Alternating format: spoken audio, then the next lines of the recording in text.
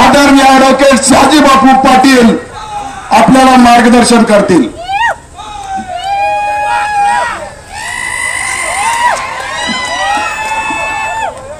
सोलापूर जिल्हा परिषद आणि सांगोला तालुक्याची आपली पंचायत समिती या स्थानिक स्वराज्य संस्थेच्या निवडणुका उद्या 7 तारखेला मतदानातून आपण पार पाडणार आहोत।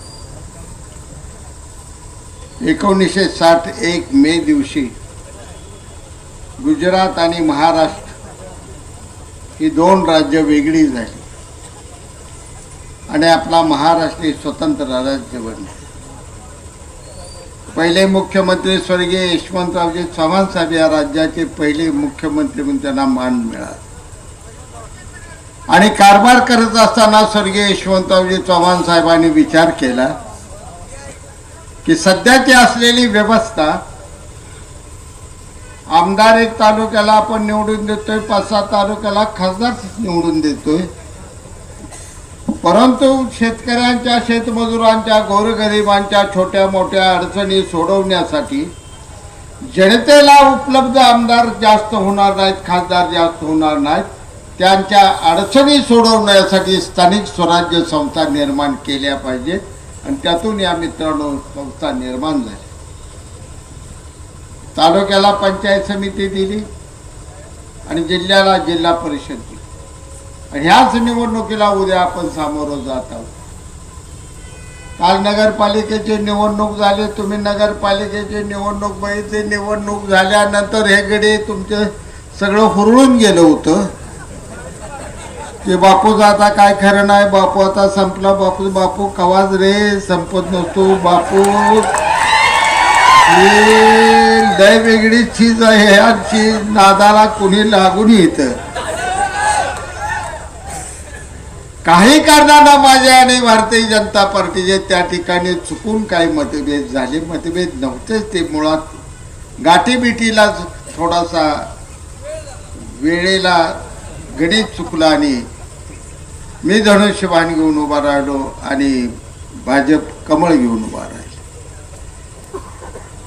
आता ती निवडणूक बाबासाहेब देशमुखांनी स्वतःचा उमेदवार जाहीर केला होता, मारुती बनकरांना शेतकरी कामगार पक्षाचं शिट्टी चिन्ह देऊन भाषण केलं आणि चुकून काय घडत गेलं मलाही काय कळायला मार्ग नाही, एकदम मारुती आबा आमचा आला, ते कमळ चिन्ह घेऊनच आला।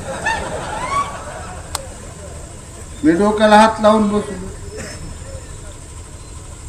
आणि मी एका ज्येष्ठ शेतकरी कामगार पक्षाच्या माझ्या मित्राला फोन करून विचारलं की नेमकं तुम्ही जीवनात ठरवले तर काय। या आबासाहेबांनी अनेक सत्तेच्या खुर्च्या बाजूला सारल्या पण शेतकरी कामगार पक्ष सांभाळला, जोपासला, सुखदुःखातील लाल झेंडा स्वतःच्या खांद्यावर वागवला, त्यांचा तुम्ही अचानकपणे पक्ष सोडून कमळ चिन्ह कसं मारुती आबाला दिलं? उत्तर त्यांना देता आलं। जाऊ द्या, तो विषय संपला, निवडणूक झाली। निवडणूक झाल्यानंतर सगळ्यांचे अंदाज वेगळे होते, परंतु माझा अंदाज होता की या ठिकाणी निश्चितपणाने 3000 मताच्या वर आनंद भाऊ माने निवडून आल्याशिवाय राहत नाही आणि 10-11-12 माझे नगरसेवक। जनतेसमोर मी प्रश्न एवढंच घेऊन गेलो होतो मित्रांनो ही नगरपालिका, नगरपालिकाचा विकास जर आपल्याला करायला झाला तर नगर विकास खातं आपल्याला लागणार आहे आणि नगर विकास हे खातं शिवसेना प्रमुख आमचे नेते आणि या राज्याचे उपमुख्यमंत्री एकनाथजी शिंदे साहेबांकडे आहे। जर तालुक्याचं भुयारी गटार मार्गी लावायचं असेल, तालुक्यातले आपल्या सांगोला शहराचे रस्ते सिमेंट कॉन्क्रीटनं करायचे असतील, आपल्याला या शहराचं सुशोभीकरण करायचं असेल, आपली इमारत जी सुरू आहे ती इमारत पूर्ण करायची असेल, हे सगळे प्रश्न अडकणार आहेत, ते नगर विकास खात्यात अडकणार आहेत। तुम्हाला शिवसेनेला मत द्यावं लागेल। सांगोलकरांनी विचार केला, सांगोलकरांनी मला भरभरून या एका मुद्द्यावर मतदान केलं। 5000 मतानं माझा मित्र आनंद भाऊ माने त्या ठिकाणी निवडून आला। मित्रांनो, रेकॉर्ड ब्रेक त्या माणसाने करून टाकला। बघितलं नाही मी कोण उमेदवार आहे, आनंद भाऊची परिस्थिती काय होती मला एकट्याला माहित आहे, जगात सांगण्यासाठी। उमेदवारी घ्या म्हणतो तेव्हा त्या माणसाच्या डोळ्यात पाणी होतं. बापू माझी परिस्थिती काय, तुम्ही काय बोलताय, तुम्ही फक्त उभा राहा म्हणलं, बाकीचं माझ्यावर सोडा, तुम्ही काळजी करू नका. शेरडेवाली मी नगरसेविका केली, यश मिळवलं नाही, खरं सांगा मीच करू शकतोय, कुणाचं बी काम नाही. आणि आज या ठिकाणी काल निवडी झाल्या, ज्या माझ्या बनसोडी मावशीनं त्या ठिकाणी ताईनं झाडू घेऊन 22 वर्ष नगरपालिकेचे रस्ते सफाई कामगार म्हणून झाडले होते. त्या कीर्तिपाल बनसोडेच्या आईला मी महिला सफाई कामगाराला आरोग्य खात्याचं सभापती केले ना, खुर्चीवर बसले. हा माझा आंबेडकर विचार आहे, भीमशक्ती. ह्या विचारातनं आपण पुढे जायचं आहे मित्र. इथं मी कुठंही चुकलो नाही, कुठलं गणित माझं चुकलं नाही. नगरपालिका संपल्यानंतर मी विचार केला की आता आपली निवडणूक येणार आहे, ती जिल्हा परिषदेची निवडणूक येणार आहे, निवडणूक येणार आहे ती आपली या ठिकाणी पंचायत समिती येणार आहे. पंचायत समिती आणि जिल्हा परिषदेसाठी तर सर्वात महत्वाचं खातं कोणतं आहे, ते ग्रामीण विकास खातं आहे. आणि ते कोणाकडे आहे, जयकुमार गोरेभाऊकडे आहे. दुसरं पंचायत समितीला महत्वाचं खातं कोणतं आहे, तर रोजगार हमी खातं आहे. ज्या तुमची घरकुल आहे ती, तुमच्या विहिरी आहे त्यात विहिरीचा हप्ता येतं, तुमचं सिमेंट कॉन्क्रीट पांधन रस्ता येतो, तुमचं वाड्या वस्त्याचं मुरमीकरणाचं रस्ता येतं. हे खातं कुणाकडे आहे, तर शिवसेनेचे भरतशेठ गोगावले साहेबांकडे आहे. आणि मागासवर्गीय बांधवासाठी जो बांधव इथं रडत होता बाळू या ठिकाणी, ह्यांची सुखदुःख दूर करायची आपल्याला असतील तर त्यासाठी खातं लागतं, सामाजिक न्याय खातं लागतं. ते खातं कुणाकडे आहे, संजय शिरसाट साहेबांकडे आहे, शिवसेनेचे ते नेते. आणि मग हे पुढे जर विकास करायचा असेल, राष्ट्रवादीकडे अर्थ खातं या ठिकाणी मी साखळी अशी व्यवस्थित महिनाभर जुळवत होतो. शिवसेना बी असली पाहिजे, आता भाजप यात घ्यावं लागणार आहे, राष्ट्रवादी बी घ्यावं लागणार आहे, आरपीआय बी यात घ्यावं लागणार. भगवंताच्या कृपेनं नारायणाच्या आशीर्वादानं मला महाराष्ट्रात यश मिळालं. आणि आज महाराष्ट्रात मी जे मंत्रालयाची युती आहे तीच मंत्रालयाची युती मी सांगोल्यात या ठिकाणी करण्याला यश मिळवलं. हे तुमच्या सर्वांच्या आशीर्वादानं मला यश आलं मित्र. वाटचाल आपल्याला करायचंय, कशासाठी करायचं, मानापानाचं राजकारण करण्याचा माझा स्वभाव नाही. कधी मी मानपान बघितलं नाही, कधी त्या भानगडीत मी पडलो नाही. साध्यातलं साधं राहणंही मला मनापासून खरं तर करमत. लहान बाळपणापासून वडायला पवत असल्यापासून कुठंही तालमीत लोळण्यापासून लागलेल्या या सवयी आहेत, ह्या सवयी जात नसतात. तालीम तुम्ही जर गावातली कोणी केली असेल त्या पैलवानाला विचारा, कसला म्हातारा असू नाही तारणा असू, तालमीच्या पुढे एकदा लोळला गडी तर त्याला कवाच सुटाबुटात करमत नाही, बघत राहावं. हे आमचा स्वभाव आहे. सामान्य जीवन जगत आम्ही ध्येय बाळगून या ठिकाणी 90 सालापासून धडपडतो. तो माझा दुष्काळी तालुका असलेला वणवण भटकणारा माझा तालुका, जगण्यासाठी मुंबई पुण्याला धडपडत करत गोव्यापर्यंत जाणारा माझा तालुका. माझा तालुका ऊसतोडीच्या कामासाठी कोयतीच्या कोयते घेऊन कोल्हापूर सांगली भागात पळत सुटणारा माझा तालुका. माझा तालुका या ठिकाणी 8 महिने पिण्याच्या पाण्यासाठी टँकरच्या भाग माझ्या आया बहिणी घागरी घेऊन फिरत सुटणारा तालुका माझा तालुका. हा रोजगार हमीची कामं मागायला मामलेदारकडे जाणारा. हे चित्र मला उद्ध्वस्त करायचं होतं आणि त्यासाठी मी राजकारण केलं. अनेक जण तुम्ही म्हणायचा बापू पडला काय, काय घाबरत नाही, काय नाही. ध्येयच आमदार होणं किंवा आमदारकी मिळवून त्या खुर्चीवर उभा करणं हे माझं ध्येयच नव्हतं. माझं ध्येय होतं माझा तालुका एकदा सुजलाम सुफलाम केल्याशिवाय मी राहणार. धडपड केली तुमच्या आशीर्वादानं. मी 95 साली तुम्ही मला आमदार केलं. मी टेंबू योजना मंजूर केली, 97ला म्हैसाळची योजना मंजूर केली, उजनीची तत्वता योजना मंजूर झाली. माझ्या हातनं ते काम राहिलं. 99ला पडलो. 2001 साली भाई गणपतरावजी देशमुख साहेबांनी ते काम त्या ठिकाणी प्रशासकीय मान्यता करून मंजूर केले. दोन्ही बाजूने एका बाजूने आबासाहेब एका बाजू त्यांच्या विचारानं त्यांच्या वाटेने ते पाण्यासाठी धडपडत होते, माझ्या विचारानं माझ्या वाटेने मी पाण्यासाठी त्या ठिकाणी धडपडत होतो. पाणी प्रश्नावर कधी आम्हा दोघात मतभेद झाले नाहीत, कधी संघर्ष झाला ना. राजकारणाचा संघर्ष आम्ही बाजूला ठेवला आणि आम्ही वाटा चालल्या त्या जनतेच्या. एक बाब आम्ही दोघांनी 90 साली ठरवून टाकली होती. कसंही राजकारण घडलं तरी सामान्य जनतेला त्रास होणार नाही अशी कुठली दोन्ही पक्षाच्या बाजूने आपण करायचं नाही. आमचं ठरलं ते आम्ही पाळलं. आतापर्यंत आबासाहेब स्वर्गवासी झाले, शब्द पाळून झाले. मी आतापर्यंत तुम्हाला कुणाला त्रास दिला मी त्रास देते. अनेक दारुणी माझ्या त्या वाड्यापुढे मी निघाल्या नाही, ते अक्षय घाण ज्या मला शिव्या देते. मी हसतून पळत जातो, जाऊ दे सकाळी जो बघू म्हणतो. बऱ्या लागा रात्री काय जरा जादा झाली मला काय करणार, जाऊ दे मग तुमची प्या चा पी पळ कडू परत बोंबलत असं माणसात काय बोलत जाऊ ना. आम्ही राग वायता कुणाला केला, परंतु काम करताना कुठल्या गावात किती मतं पडली, कुठल्या गावात किती समाज राहतोय, मला काय लीड मिळालं हे कधी बघितलं. 97ला म्हैसाळ झालं होतं, काम चालू केलं होतं मी. जतला गोपीनाथ मुंडे ना ते आणून नारळ फोडला होता, अण्णासाहेब डांगे त्या ठिकाणी होते, माझं भाषण त्या ठिकाणी जतला झालं होतं, म्हैसाळ सुरू झालं. 97 सालानंतर 99ला माझा पराभव झाला. 99 पासून 2023 पर्यंत 26 वर्ष का जवळ्याला पाणी मिळालं नाही म्हैसाळचं,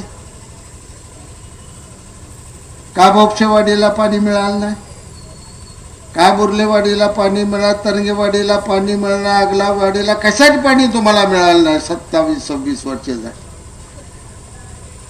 पाणी दुसऱ्याचं बघत बसलाय त्या ठिकाणी. आता निघाल नराळे बिराळे हंगेरगे भिजायला लागलं, तुम्ही इथं म्हणताय म्हैसाळाला. म्हैसाळचा तुम्हाला काय फायदा झाला. 23 साली मी निर्णय घेतला की राहिलेलं प्रत्येक गाव मी म्हैसाळमध्ये बसवणार. 4 वाड्या मी म्हैसाळमध्ये घातले, त्या जवळा गाव म्हैसाळमध्ये घेतलंय मी. वाडी चिचाळे घेतलं, आगलावी वाडी घेतली, वाकी गिरडी घेतली, आलेगाव घेतलं, मिडशिंगी घेतली, वाडेगाव घेतलं. 350 कोटीचं श्रद्धा कन्स्ट्रक्शनचं काम चालू आहे. आता तुमच्या या नळ्यापर्यंत काम आलंय, पुढं काम सरकत तुमच्या वाड्या वस्त्याने नळ्या फिरायला चालू होणार आहे. माझा शब्द आहे तुम्हाला. करू द्या शेती. हाय का कोण बोपशेवाडीचं मत किती आहे ते रे लगा तुमच्या पेट्या त्या तरंगेन बुर्लेवाडी तर आहे. आई शपथ मत मोजताना अंगाव काटा येजा माझ्या. बोर्लेवाडी निघालं म्हणले का 1700 मत भाई गणपतराव, 23 मत शाजी बापू. शबास पट्या बापू. हे जावंच आमचे बोपचे वाडे जागला वाडे जवळ्याच तर विषयच नाही आमचा. किती मतं कुणी दिली, कशी दिली, काय केले हे बघत बसून चालणार नाही मित्रांनो. शाजी पाटील आज आहे, उद्या निघून जाणार आहे. तुम्ही भाषण आज ऐकताय, तुमचाही दिवस कुठला नाही कुठला ठरलेला. पण चंद्र सूर्य असेपर्यंत शेतकऱ्याची शेती राहणार आहे, शेतकऱ्याचं जीवन राहणार आहे. आज आपल्या पिढ्या निघून गेल्या तर आज पाण्यातलं पोरग उद्या ही शेती करणार आहे. जगाच्या बाजारात शेतकरी संप केला तर उद्ध्वस्त जग कुणाला फक्त एकाला जर राजा जगात म्हण बळीराजा. शेतकऱ्याला म्हणलं तर राजा आहे तो जग जगवणारा, जगाला अन्न खाऊ घालणारा शेतकरी आहे. त्या शेतकऱ्याची सेवा ही भगवंताची सेवा, ही पांडुरंगाची सेवा आहे. वाडेगावला सभा मी जास्त बोलत नाही, मला लय बोलावं वाटायला लागले. घोटाळा झाला, लय वेळा आलो लागा. अशी गर्दी कवाच रे केली नाही, आज गर्दी झाली. आता गर्दी एवढी तुम्ही केली, माझ्याकडे वेळ नाही. घोटाळा नेमका इथं बसून बसला. तरी तुम्हाला सांगतो, आज ही निवडणूक करत असताना मी या ठिकाणी कुठलाही स्वार्थ माझ्या समोर ठेवला. एका क्षणात मी शिवसेनेचा अर्ज पाठीमागे घेतला आणि अतुल मालकांनी विनंती केल्यानंतर त्यांना संधी दिली. 5 वर्ष एकतपूर गटाचं ते काम कशा पद्धतीने त्यांनी केलं मी डोळ्यात माझ्या बांधाच्या दादा भेट त्यावेळी ते माझ्या बाजूनच निवडून आले. अतिशय तडफदारपणाने त्या ठिकाणी त्यांनी काम केले. काम बघितल्यानंतर एखाद्या काम करणाऱ्या माणसाला तरुण नेतृत्वाला या तालुक्यात वाव दिला पाहिजे या जाणीवेतून मी घेतलेली उमेदवारी आहे मित्र. आज श्रीकांतदादांनी मी या ठिकाणी राजकारणात अनेक दिवस घालवलं. त्यांची माझ्यासारखी या पक्षातून त्या पक्षात वळणं झालेली आहे.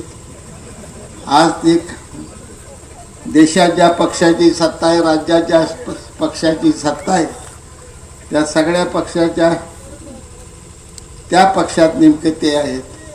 त्यांच्या लहान वहिनी शशीभाऊची लहान वहिनी आणि लालसिंगची आपल्या धर्मपत्नी या कमळ चिन्हावर इथं उभा आहे. संधी देणं मागणं ह्यांचं काम आहे, संधी देणं तुमचं काम. आणि भरल्यात आणि या काम करणाऱ्या लोकांना तुम्ही संधी द्यावी. उद्याच्या निवडणुकीत चूक करू नका. मताच्या दिवशी चुकलं का 5 वर्ष चुकतंय, परत वरडून नारडून काय फायदा होईल. आता काय देऊ द्या, काय बाबासाहेब निवडून आला, जाऊ द्या. गणपतराव नातू त्यांचं स्वप्न होतं. मला बी थोडं पडल्यावर फार काय वाईट वाटलं नाही. आबासाहेब असताना त्यांनी नातू उभा केलता, ती पडला, ही तर निवडून आला, जाऊ द्या, चला घराकडे म्हणलो. आता कसा पडलो, काय भानगडी बोलण्यात अर्थ नाही, एकामेकाचे माप काढण्यात काय अर्थ नाही. जवळचे प्रचंड माझ्या उपकार असल्यामुळं आम्हाला पराभव स्वीकारावा लागला. असं उपकार परत कधीही सुधारही होत नाहीत. आता आमचं असं झालंय, बाबासाहेबांचं कसं होतंय कोणाच ठावा. आमचा अनुभव असून दणका खाल्लाय, ती तर कवळा लूस गडे आहे. काय होतंय काय नाही. पण जाता जाता तुम्हाला एवढं मी मित्रांनो सांगतो, जर काल आपण चुकलो नसतो आणि संधी मिळाली असती, 100% सांगतो कॅबिनेट मंत्री मी 100%.